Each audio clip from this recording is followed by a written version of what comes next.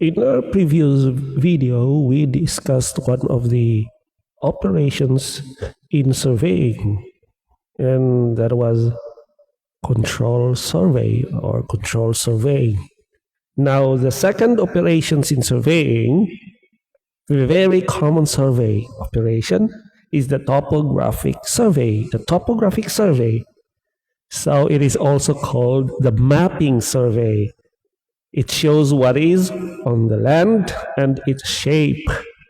So that is what topographic survey is. So the primary objective of the topographic survey is to gather data to produce a map showing the configuration of the terrain, or we call it the relief. That's the form of the terrain or the relief, and the location of natural and man-made objects. So you do a survey, for example, of the elevations or the relief of a hill, and that is a topographic survey. So the method that is usually applied is you collect thousands of data points. So that means you have to walk and you survey different points in the area. You collect thousands of data points that would represent elevations, or we call it spot elevations, and planimetric features, like those points could represent trees, for example, or buildings. So you say, oh, this point that I've surveyed represent in a building. So when you map it out, you would place a point right at that exact point, and that point would represent a building.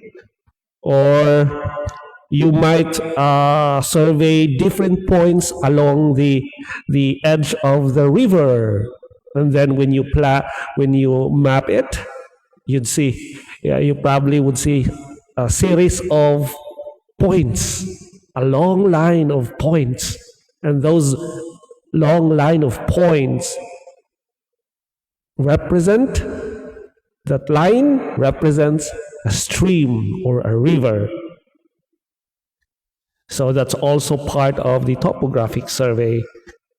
All right, so the key characteristics in the topographic survey is that the final product of the topographic survey is usually a map with contour lines. What do you mean by contour lines?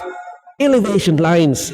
So these are actually lines connecting points of equal elevation. So for example, you survey 100 points, and then you computed the elevations of those points, and then you connect all points that have the same elevation, and that line that connects the points is what we call a contour lines.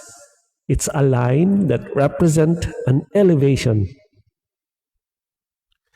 So it distinguishes between natural features like rivers and the cultural features like buildings and power lines.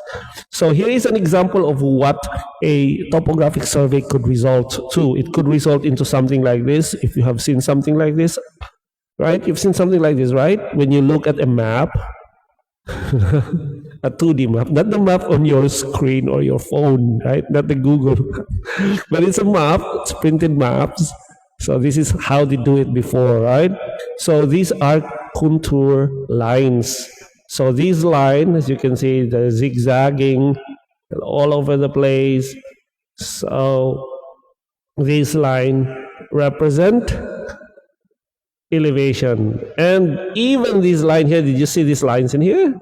It's actually a hilltop, it's actually like a hill. So there's somewhere like a hill over here. All right.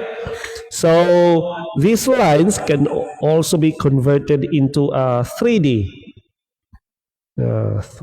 into a three-dimensional form.